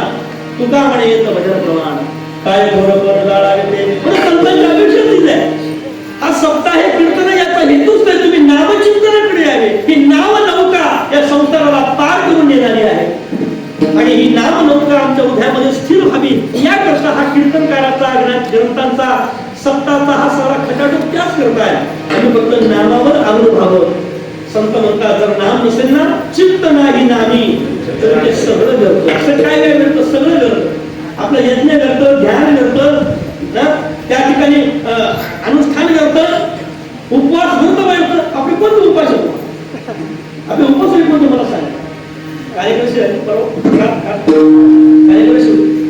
आपलं कोणतं एखादी सांगा. ज्या दिवशी एकादशी असते त्याच्या आदल्या दिवशी ती बाई नवऱ्याला म्हणते पोटभर खा, उद्या एकादशी. आदल्या दिवशी ज्या दिवशी उपवास राहतो त्या दिवशी ती बाई परत म्हणजे पोटभर फराळ करा, दिवसभर उपवास. आणि उपवास सोडायच्या त्यावेळेला परत ती बाई म्हणते पोटभर खा, कालचा उपवास. आता कोणता उपवास आहे त्याला धनाधन हात कोणता उपवास. आपला सगळा दांभिकपणा भंपकपणा आहे महाराज. याकरता अखंड नामचिंतन हा सत्य परमार्थ आहे. म्हणून व्रतांचा आग्रह न करता फक्त नाम, ज्ञानोबा म्हणतात फक्त नामाचा अनुष्ठान करा, त्याशिवाय सगळं करतात. किती सोपं, किती सुलभ आहे महाराज. एक मागच्या महिन्यातल्या 3 तारखेला माझ्या एका मित्राने जैन संप्रदायाची दीक्षा घेतली. माझा क्लासमेट, आम्ही देवसोबत तो विरक्त झाला जैन, आणि त्यांना दीक्षा घेतली. मालेगावला मोठा कार्यक्रम झाला त्या यशस्वी कंपाऊंड. आणि त्यानं मला आग्रह केला की तुला आलं पाहिजे. मी गेलो तो सगळा प्रकार पाहण्यात होता. सगळे जैन मुली उपस्थित, दिगंबर साधू सगळे. तो प्रकार पाहून त्यांनी थक्क झालो महाराज की सध्याच्या काळामध्ये जैन म्हणजे संन्यास धर्म कोणी टिकवायचं होतं त्यांनी संन्यास धर्म टिकवलं. किती कठीण आहे. त्याच्यामध्ये 2 प्रकार आहे, श्वेतांबर आणि दिगंबर. काही पांढऱ्या कपड्यामध्ये असतात, काही दिगंबर असतात. तुम्ही 12 बाजूला परिसरामध्ये गेला तर त्या 12 बाजूला परिसरात त्यांचं निवास भूमन आहे. जे सगळ्या महिला तिथे असतात ब्रह्मचार्याने सगळ्याच्या. आणि ते कठीण व्रत महाराज. सकाळी सूर्योदयाच्या अगोदर काय खायचं 2 घास खाऊन घ्यायचे. सूर्योदय ते सूर्यास्त पाणीही प्यायचं नाही. पाणी जर समजा फेकलं आपल्या हातून तर खाली बसायला असं पाणी फेकायचं का, तर पाणी वरून जोरात टाकाल तर जमिनीमध्ये सूक्ष्म जंतू असतात ते मरतात आणि त्यांच्या हत्येचं पाप लागतं. बोलताना सुद्धा आपल्या तोंडाला नेहमी पट्टी असते का, बोलताना हवा बाहेर पडते, त्या हवेतील सूक्ष्म कण त्या ठिकाणी नष्ट होतात आणि हत्येचा दोष लागतो. किती कठीण आहे. 12 वाजता रखरखत ऊन पडतं, डांबर वितळतं, इतकं ऊन आहे. हायवेला पहा अशा कडक उन्हामध्ये ते साधू अनवाणी पायानं चालताना दिसतात. किती कठीण आहे. तो सगळा प्रकार मी त्या दिवशी पाहिला. बाबा सांगायला तुम्हाला म्हणजे खरं सांगितलं पाहिजे या गोष्टी. आपण किती भाग्यवान. त्यांच्याकडे संन्यास दीक्षा घेण्याचं डोक्याचं मुंडन करतात. ते मुंडन वस्त्राने करत नाही, त्याला केश नोस म्हणतात. आपल्या डोक्याचा एक केस उचलून काढायचा. ते प्रत्यक्ष तो प्रकार पाहिला किती भयंकर वेदना. पण वेगळंचपणे एखाद्याने आपला केस जर ओढला तर किती वेदना होतात. एक केस उचलून काढायचा सर्वांगाचा. छातीचे केस, हाताचे पूर्ण केस उचलून काढायचे कुठपर्यंत, जोपर्यंत कायमचं याला बंद होत नाही तोपर्यंत. तिथे वेदना लिहायला दिल्या जातात. भूक लागली हाताशी अंगुळी बाहेर करायची आणि 5 घास समोर टाकायचे. ते पण जे मिळेल ते. जर दुसऱ्या घासात ठसका गेला 3रा घास मागायचा नाही. ईश्वराची इच्छा नाही सोडून द्यायचा. त्यांची व्रत असतात, उपवास. त्यांचे उपवास 21 दिवस 25 दिवस असे उपवास करतात. पाणीही पित नाही. मागे तरुण सागर मुनी आपण नाव ऐकलं असेल, तरुण सागर. त्या तरुण सागर मुनींचं देहस्खलन झालं आणि त्यांच्यामध्ये जवळजवळ 152 दिवस बिना अन्न पाण्याशिवाय जगले आणि फक्त वायूचा आहार घेऊन नंतर स्वेच्छेने आपला देह ठेवला. आजारी पडले, कडक ऊन पडलं, फॅन लावायचं नाही, थंडी पडली अजिबात पांघरून घ्यायचं नाही. किती वेदना. आपण किती भाग्यवान आहोत. आपल्या संतांनी कसा आग्रह केला, काहीच करू नका, एका जागेवर राहायचं नाही, बैठा पाण्यात घुमता जातो. ते फक्त फिरतच राहा, लावायचं नाही. अपरिग्रह, ब्रह्मचर्य, अस्तेय, सत्यम वद अशा प्रकारच्या पंच मूल्यांचा स्वीकार त्यांचा असतो. किती कठीण आहे. आपल्या संतांनी कधी असा आग्रह केला. इथं असा नियम आहे का, इथं कीर्तनात आले असा नियम आहे का तुमच्या गळ्यामध्ये माळ असलीच पाहिजे असा नियम आहे का. इथं असा नियम आहे का तुमच्या अंगावर पांढरे कपडे असले पाहिजे असा नियम आहे का, तुमच्या डोक्यावर पांढरी टोपी असलीच पाहिजे. नाही, इथं फक्त माणसं असली पाहिजे, असली पाहिजे, असली पाहिजे. नकली मालापासून सावधान. न लगे तीर्थाची भ्रमण, न लगे दंडन मुंडन, न लगे पंचाग्नी साधन. तुम्ही आठवा मनुष्य सोपं आहे, पण आपण मुख्य साधनेवर येत नाही. याकरता आपण भजनाचा उद्यापासून नियम करा. फार जमता फार सोपं आहे, फार सोपं आहे. नका कोणत्या मंदिरात जाऊ, नका कोणती उपासना करू, नका कोणते व्रत करू. नियम करा. 2000 नामचिंतनाचा जप केल्याशिवाय झोपायचं नाही. जे होईल ते होईल. एक अर्धा तासाची वेळ आहे, फार कठीण नाही. एखादा बसायचं, आपले आसन घालायचं, मांडी घालायची, हातात तुळशीची माळ घ्यायची, एक एक म्हणे रामकृष्ण हरी, रामकृष्ण हरी, रामकृष्ण हरी, एक एक म्हणे पुढे सरवा. हळूहळू 15 दिवस करा. मग पहा 16व्या दिवशी तुमच्या हृदयामध्ये आनंद निर्माण व्हायला लागेल, तुम्हाला समाधान वाटेल. मग तुमच्या जीवनाच्या भविष्याच्या चिंता संपतील. जग कोणत्या मनस्थितीमध्ये त्याचा विचार समजून जाईल. तुमचं स्वतंत्र एक वैयक्तिक आध्यात्मिक आभास असणारं जग सुरू होईल. तुमच्या हृदयामध्ये भावस्पर्श निर्माण होईल. भजन करता करता कधी अश्रू डोळ्यातून अश्रू व्हायला लागतात हे कळतही नाही. अशा प्रकारची दशा होईल. तुम्ही प्रयत्न करा, फार सोपं आहे. म्हणून तुम्ही या सगळ्या मुख्य साधनामध्ये आहात. तुकोबारा म्हणतो या साधनेवर आलो. पण देवा ही साधना करता करता लोक काय म्हणते, लोकांच्या मागे लागून नका. ऐकोनी नायके निंदा स्तुती गाणी जैसा का उन्मनी योगीराज. हे देवा लोकांच्या मागे लागून नका. माझी पहिली अपेक्षा आहे मला जाणतं करा आणि मग नियंत्रण करा. दुसरी अपेक्षा आहे लोक माझ्याबद्दल काय बोलतात हे ऐकू नका. आणि तिसरी अपेक्षा आहे देवा, तिसरी अपेक्षा आहे वेद असं म्हणतो हे सगळं जगत भ्रमरूप आहे. ऐका, हे जगत सत्य नाहीच आहे, सगळं खोटं आहे. माझं एवढं बोलणं आहे का, एवढा मुद्दा तुम्हाला कळला, तुम्हाला वेदांतच कळला. माऊली असं म्हणतात हे सगळं जे जगत आहे हे एक प्रकारचं स्वप्न आहे. स्वप्न कधी पडतं बोला ना. गाढ झोप लागली की स्वप्न पडतं. स्वप्नात काय काय दिसतं? स्वप्नात बरं काही दिसतं आहे का?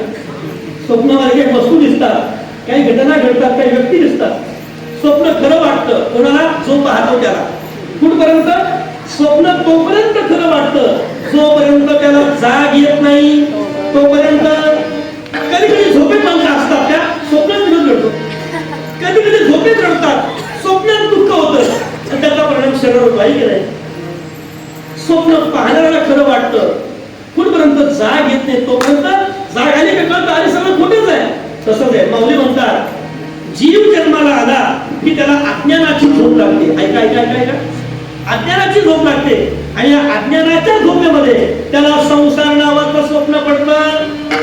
अविद्येची निदा विश्व स्वप्नाचा धंदा भोगी होता प्रबुद्धा अनादिम. हे सगळं जगत स्वप्नमत आहे.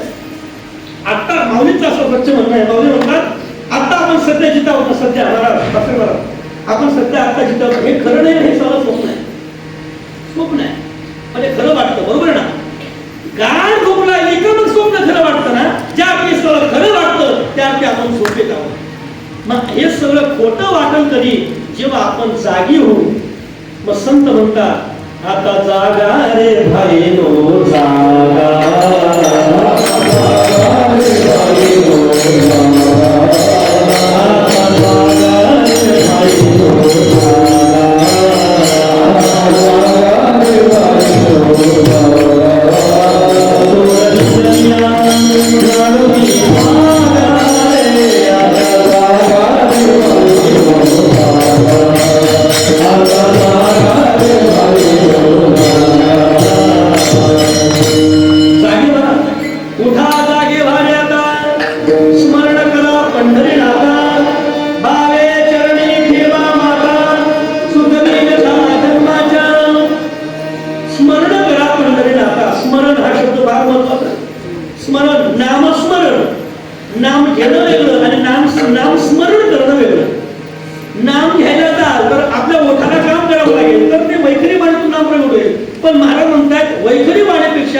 आपल्या अंतःकरणातली जी स्मरणाची दशा आहे ही मोठी बलवान आहे. स्मरण म्हणजे काय? आठवणं.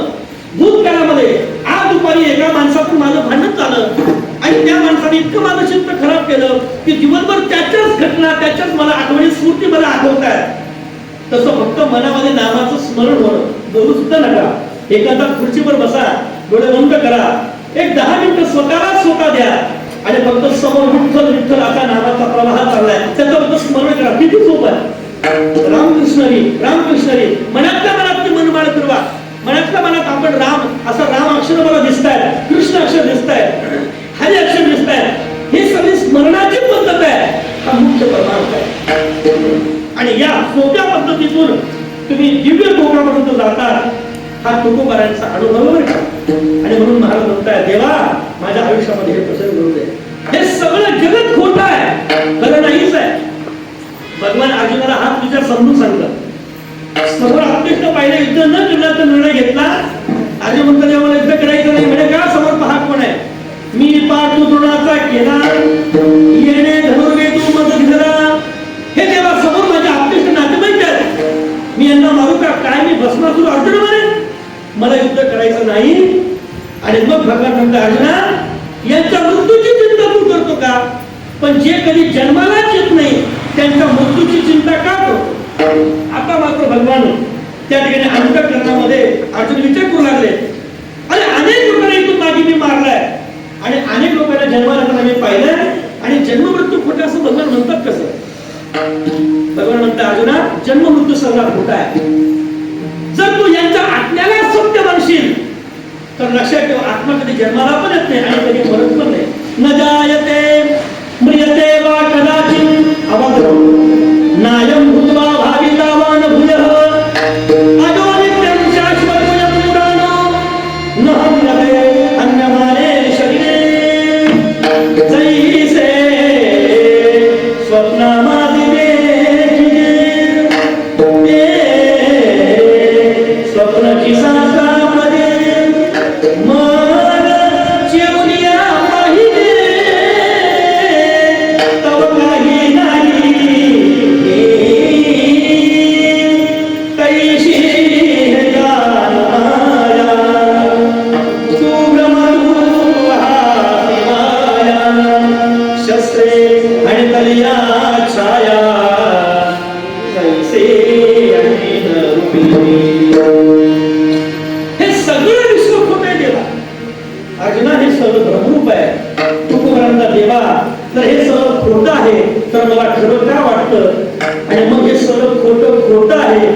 मला वाटू दे.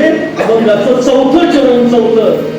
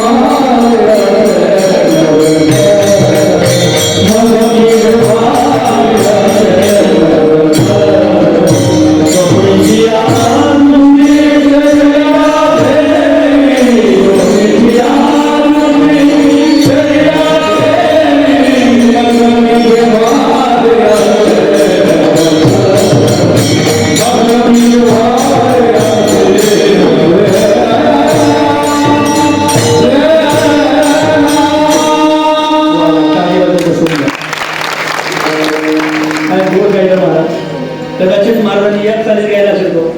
किती सुंदर भास्कर महाराज अगदी अगदी पुढ्यापासून गातात आणि त्या अभंगाला साजेल अशा प्रकारचा भाव निर्माण होतो. ऐका, महाराज म्हणता हे सगळं जगत खोटं आहे, मला खोटं वाटू दे. जर असं घडलं देवा कसं? ऐका ना, ऐका ऐका ऐका, जर असं घडलं, शांतपणे आपण नेमकेपणाकडे आलो, लोक काय बोलतात याचा विचार माझ्या मनात आला नाही, जर जगत खोटं आहे याची मला प्रचिती आली, तर मग माझा व्यवहार असा असेल. कसा? ज्याप्रमाणे कमळाचं पान हे पाण्यामध्ये राहतं पण ते पाण्याशी संग पावत नाही, त्याप्रमाणे माझा व्यवहार असेल. मग मी व्यवहारी असेल नवर्त मी जळात पद्मवक्र. अशा प्रकारची प्रार्थना देवाला करतात आणि म्हणतात, देवा हे सगळं तू मला देशील ना? दे बरं, दे बरं. जर समजा देवा तू मला हे दिलं नाही तर गाठ माझ्याशी आहे. आतापर्यंत तुझ्याकरता जे जे केलं ते ते सगळं मला शील होईल. अभंगाचं शेवटचं कर. तुका मनेचा झाली आवाज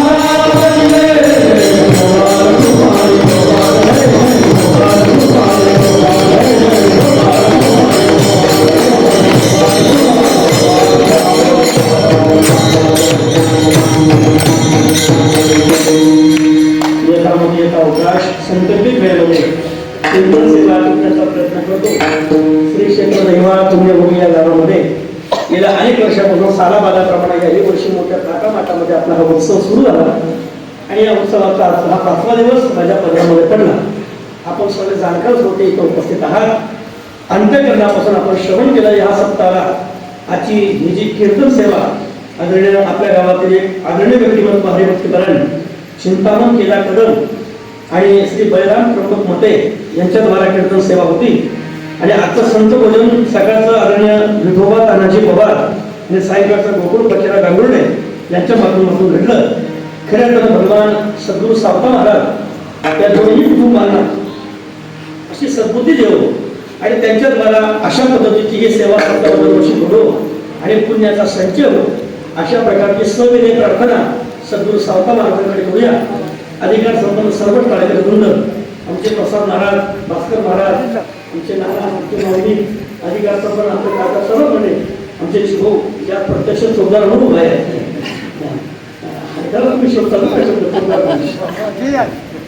अशा प्रकारे आदरणीय आमचे प्रल्हाद महाराज वगैरे उपस्थित आहेत आणि आमच्या माऊली सर्व मंडळी तुकाराम बाबा, गोविंदाचार्य महाराज, मेहकर बाबा इथे सोबत आपले सर्वांची चरणी माता प्रणिपात करतो. झाली माझी वेळ संपली बोलण्याची.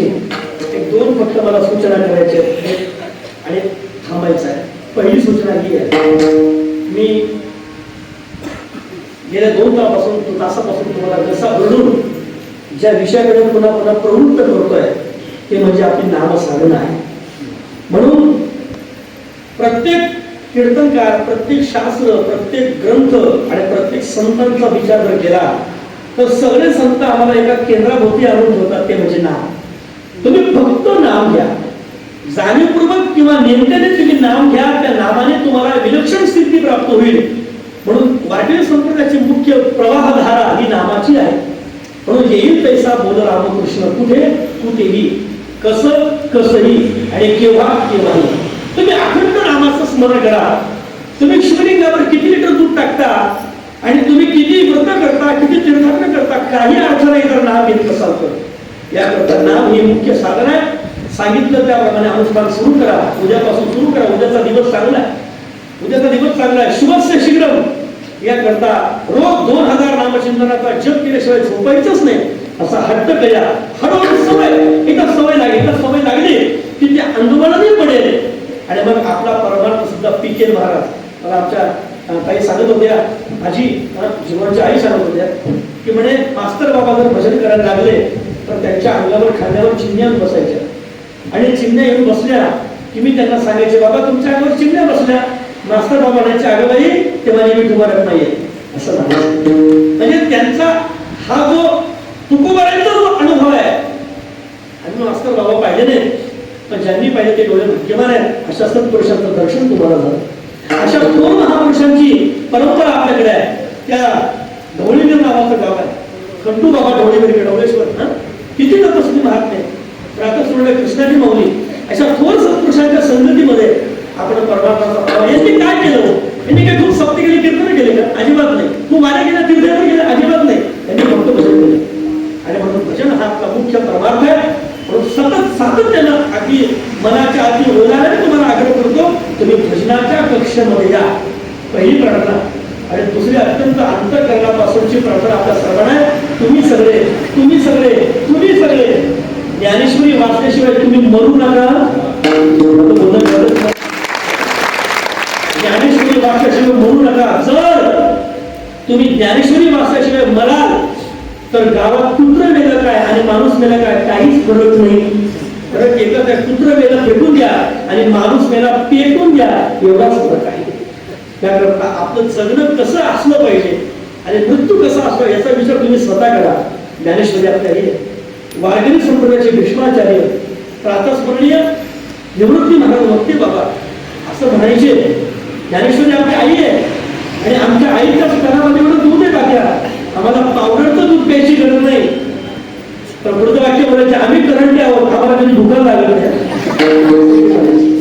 याकरता ज्ञानेश्वरी वाचा लक्षात ठेवा. त्याकरता ज्ञानेश्वरीची उपासना आदरणीय महाराज ज्ञानेश्वरी व्यासपीठावर आहेत, बाबाही आज आहेत. त्याकरता त्यांचा संगतीचा हा लाभ घ्या. ज्यांना शक्य आहे पारायणांची संख्या वाढली पाहिजे, पारायण बसणाऱ्यांची. म्हणून जास्तीत जास्त संख्येने पारायणाला या. ज्ञानेश्वरी कळत न कळत आपल्या कानावरून सहज शब्द गेले तरी त्याचा लाभ आहे ना. उद्या 11वा अध्याय चालू होणार आहे. त्याकरता ज्यांना एकच दिवस येता जमलं नाही त्यांनी उद्या 11व्या अध्यायाच्या पारायणाकरता तर या 11व्या अध्यायाचं पारायण हे पूर्ण पारायणाचं फल देत असतं. त्याकरता 11व्या अध्यायाच्या पारायणाकरता उद्या सकाळी 2 वाजता पारायण आहे. सकाळी 9 ते 11, दुपारी 3 ते 5 अशा प्रकारच्या वेळेमध्ये ज्ञानेश्वरी पारायणाचं सत्र आहे. पारायणाचा विषय जाणून घ्या. अधिक न बोलता झालेली चिंतन सेवा ज्ञानोबाच्या निधी समर्पित करतो. तुम्ही 2 तासापासून मला श्रवण करत होते नाही सहन करत होते. तुमच्या सहन शक्तीचा अंत न पाहता झालेली चिंतन सेवा ज्ञानेश्वरला समर्पित करतो आणि वाणीला पूर्ण विराम देतो. ज्ञानेश्वर